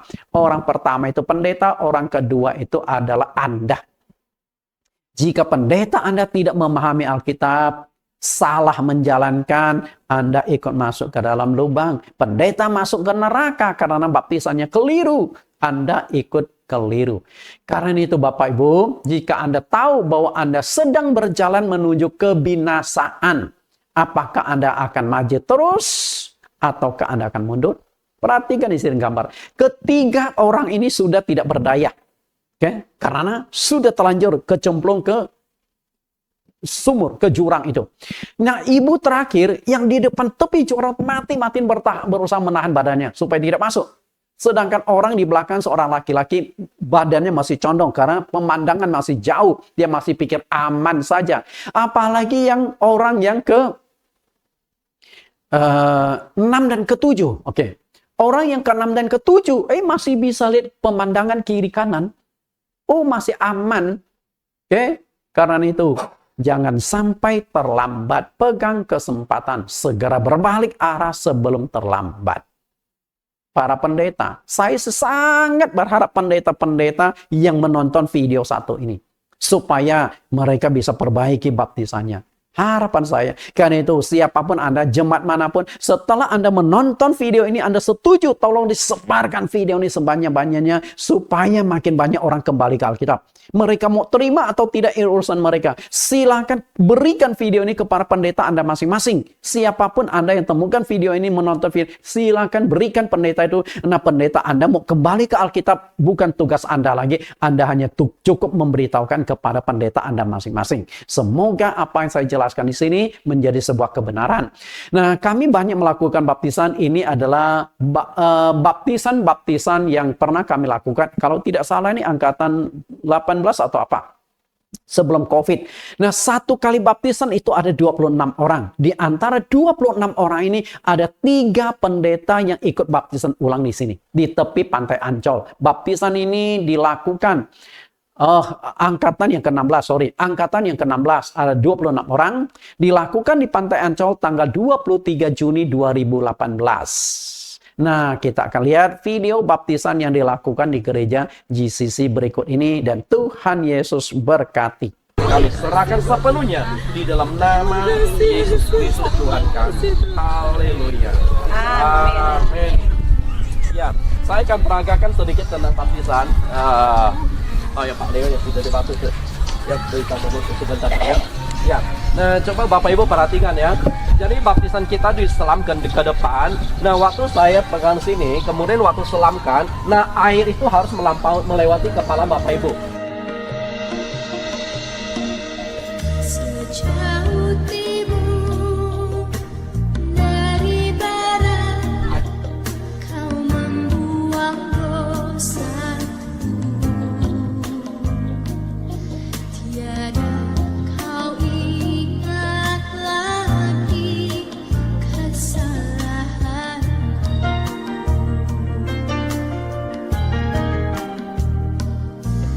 Jauh ke dalam tubir laut, kau melemparkan dosaku.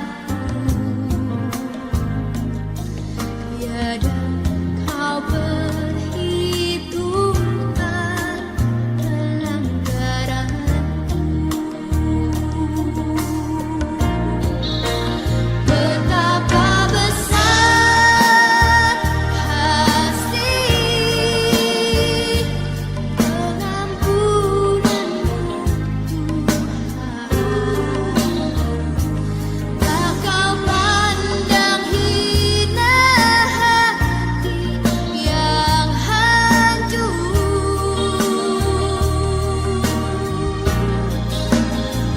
Berterima kasih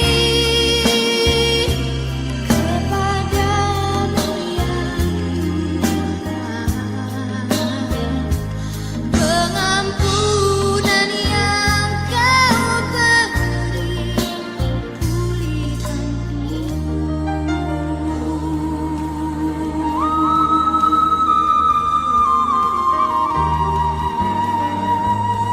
sejauh timur dari barat, kau membuang dosaku.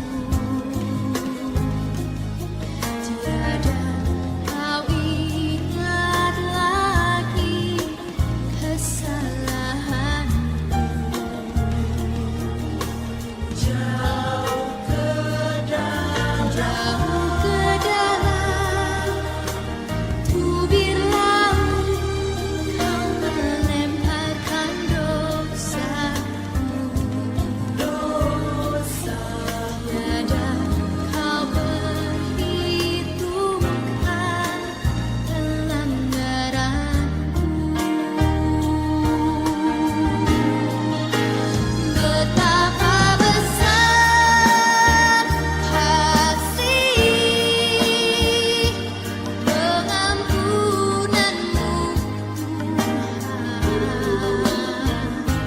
Tak kau pandang hina hati yang hancur.